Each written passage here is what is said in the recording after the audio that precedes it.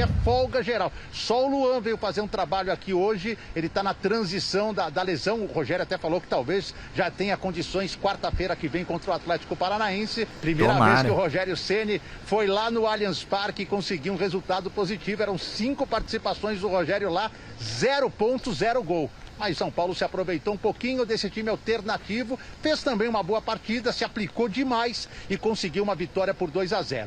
Eu vou falar um pouquinho a respeito do que o Rogério disse na coletiva sobre um assunto muito específico, Gláucia e fã de esportes. A gente sabe que há pouco mais de 48 horas, aqui mesmo nesse CT, 20 torcedores da torcida organizada vieram ter uma conversa com 4 jogadores e com o Muricy Ramalho, além de um adjunto de futebol do São Paulo, Nelson Ferreira. Nessa conversa, a gente esperava que o Rogério Ceni estivesse, ele não esteve.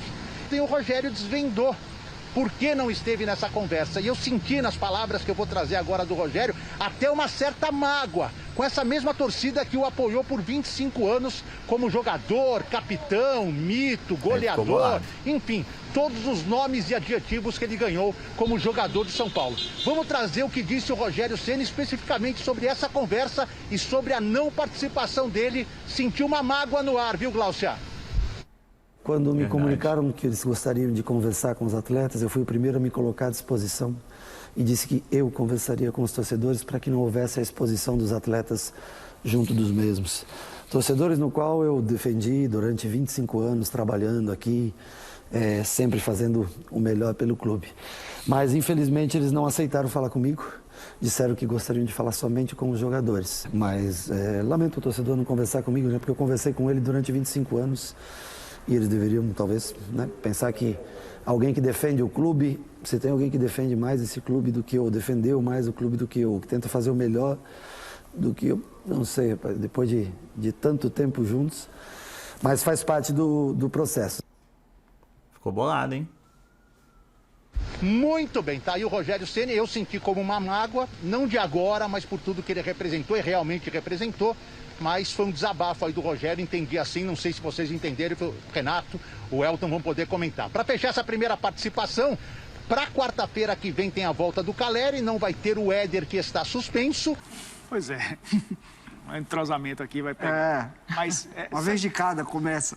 Quer dizer, mas se a gente for olhar a escalação dos times antes do jogo, e aí fazendo até uma comparação do jogo contra o Flamengo, o resultado influencia muito na análise, né? O Flamengo jogou com a equipe alternativa e venceu o jogo.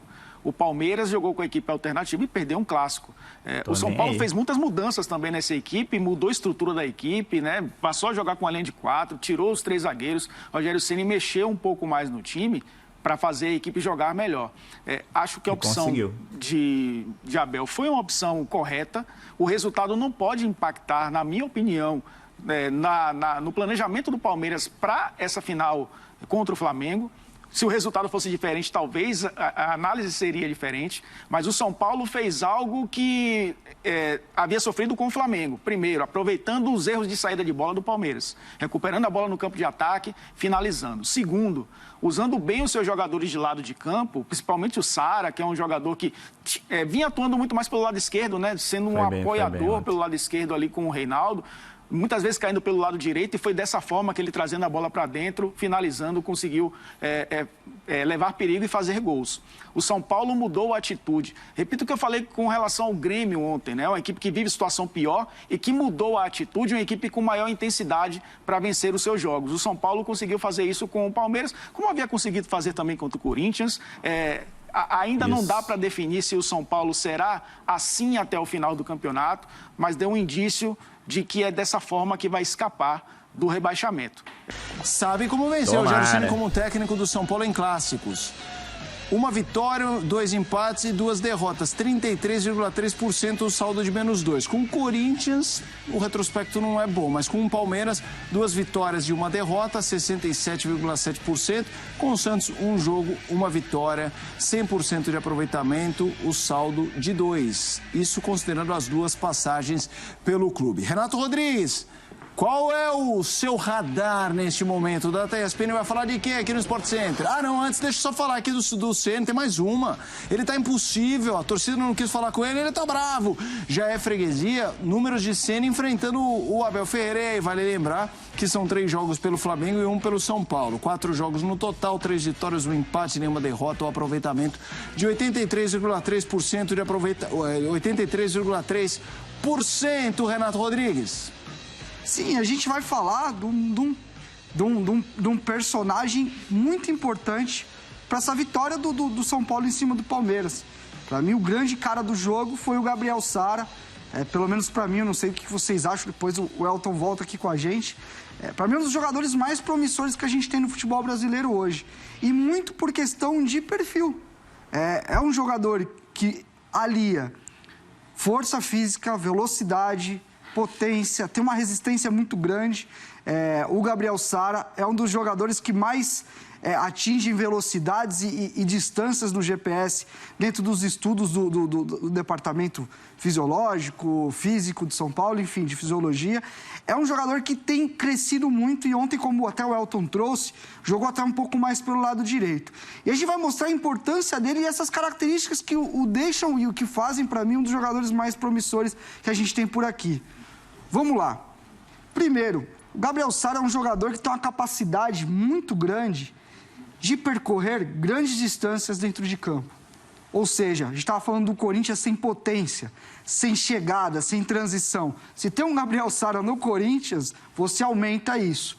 Olha como ele disputa aqui no começo do lance uma jogada muito no físico. Ele vai ganhar na imposição.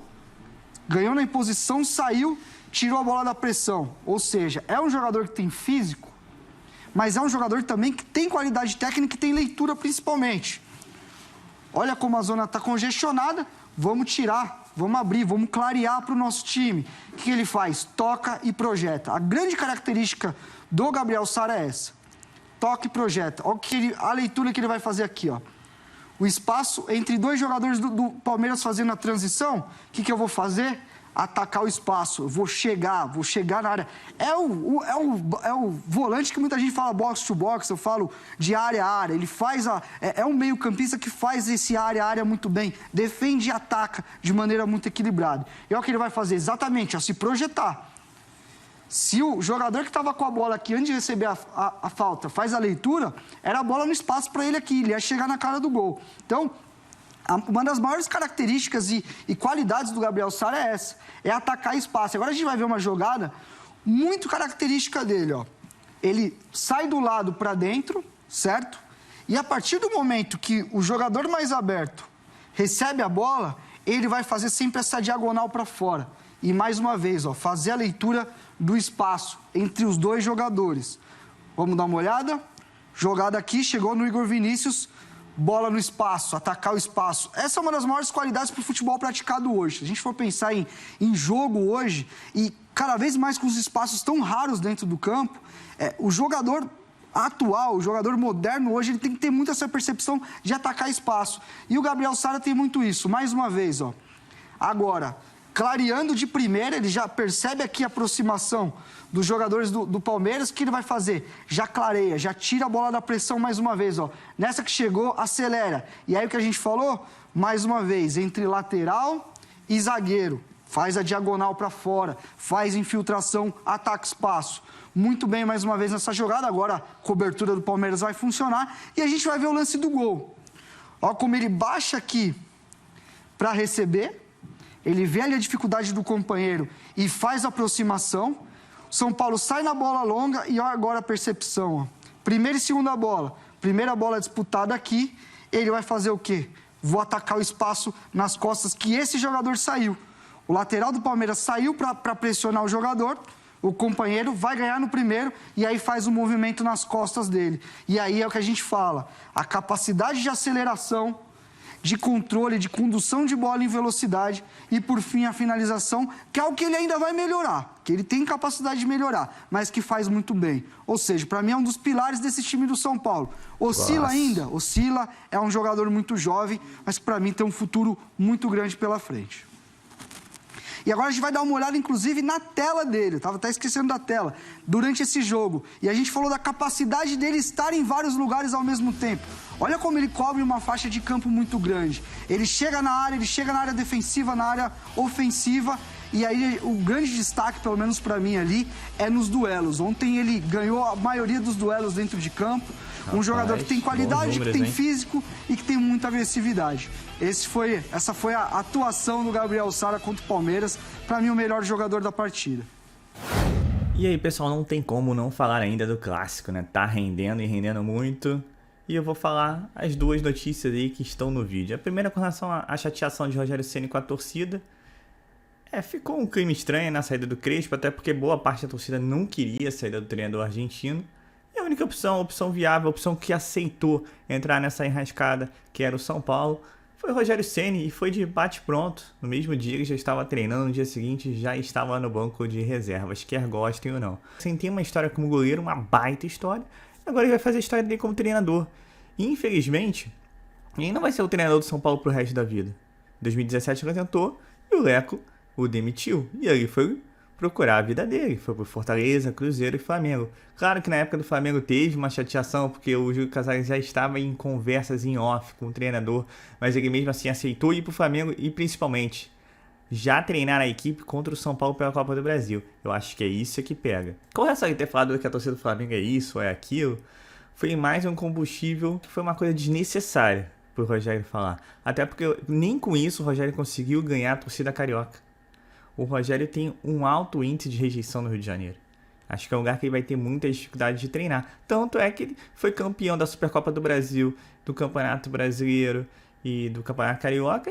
E ainda assim a torcida do Flamengo não gosta dele. É o atual campeão brasileiro e ainda se duvida da capacidade dele. Cara, não é possível. Um time não consegue ser treinador. Não hoje em dia. Só você vê as análises táticas aí do Renato com relação ao Gabriel Sara. Tudo é treinado. Os jogadores hoje são muito obedientes taticamente, que muitas vezes até irrita, né? Mas faz parte do jogo. Então acho que tem que acabar com essa neura, tem que acompanhar o São Paulo, não tem que nada cobrar treinador no momento, tem que cobrar os jogadores, isso sim. Ora, se essa vitória foi uma consequência de uma cobrança da torcida, isso é uma outra história. Mas eu acho que é sempre importante dar uma cobrada nesses caras sim. Agora é continuar com bom futebol, né? Porque o São Paulo é uma montanha-russa. Estamos felizes hoje, mas já preocupados para quarta-feira. Será que o São Paulo vai manter o mesmo ritmo? É só manter a mesma vontade e o comprometimento, que é como eu sempre digo, vai ser muito duro bater o São Paulo Futebol Clube. E com relação à análise do Renato aí sobre o Gabriel Sara, vou ser sincero, eu tinha votado em Arboleda como o melhor jogador em campo, já tô quase mudando de ideia, hein? Os números dele são muito bons. Uma pena que não esteve presente nem ele nem Nestor contra o Flamengo, ao que parece fizeram falta, né? Até porque deram uma força no meio campo. São Paulo ganhou o meio campo do Palmeiras, mas o jogo do Flamengo também é um jogo à parte, né? Com 30 segundos ele já estava perdendo de 1-0, e com 3 de 2 e com 8 já estava com -1. Quer dizer, foi um jogo para esquecer, mas também para lembrar que isso não pode mais acontecer. Então é isso, o São Paulo agora voltando hoje aos treinamentos com foco no próximo jogo contra o Atlético Paranaense. Atlético Paranaense, Sport, Juventude e Grêmio, tudo confronto direto. Então São Paulo tem que pontuar e de preferência buscar vitórias para se livrar logo dessa zona incômoda e aí deixar nós torcedores aliviados, porque isso não é posição, isso não deveria ser o campeonato do São Paulo Futebol Clube, ainda mais com os investimentos e com o elenco que tem. E ao terminar a temporada, fazer um faxinão, uma reformulação geral. E aí, falando em reformulação, ontem uma má notícia, um dos representantes ou conhecidos do Arboleda foi que será muito difícil o equatoriano renovar com o São Paulo. Ele quer um salário de R$500 mil, o que para um defensor é alto, mas ainda assim está 5 anos no clube e ganha menos de 200. Você pode ver que ganha menos que Bruno Alves, Vitor Bueno, os garotos de Cotia, entre tantos outros. Mas o que pega são as luvas de R$7 milhões. Então vamos aguardar aí. O São Paulo já buscou Benevenuto, que falou que não sai do Fortaleza, para você ver que fase do São Paulo. E agora está de jogo em Canu. Canu, que foi o assunto do meu primeiro vídeo do canal no início do ano, quando eu comecei. E ele estava praticamente acertado com o São Paulo, mas o Botafogo quis um pouquinho mais e o São Paulo não aceitou ofertar. Vamos ver aí o São Paulo, que deve se movimentar no mercado da bola, mas com contratações mais humildes, até porque ano que vem as contas são altas e é o que parece. O São Paulo tem pouquíssimas chances, quase nulas, de ir para a Libertadores, a não ser que faça agora uma campanha sensacional. O que com esse elenco é possível, o negócio é a vontade e o comprometimento desses caras. Então é isso, eu sou o Marcelo Mazorra do canal Mazorra SPFC. Se você quer ficar ligado nas últimas novidades e notícias do São Paulo Futebol Clube, não deixa de se inscrever no canal, ativar o sininho e se puder nesse vídeo, dá aquele likezão, tá ok? Saudações tricolores, uma ótima sexta-feira a todos e valeu! Quer aprender a ter resultados como esse na internet sem precisar aparecer em vídeos no YouTube? Então clica no botão aqui embaixo, faz a sua inscrição no meu treinamento Ranqueamento de Vídeos no YouTube, o Pulo do Gato, que lá eu vou te ensinar tudo que você precisa saber para trabalhar com o YouTube em vídeos onde você nem precisa aparecer.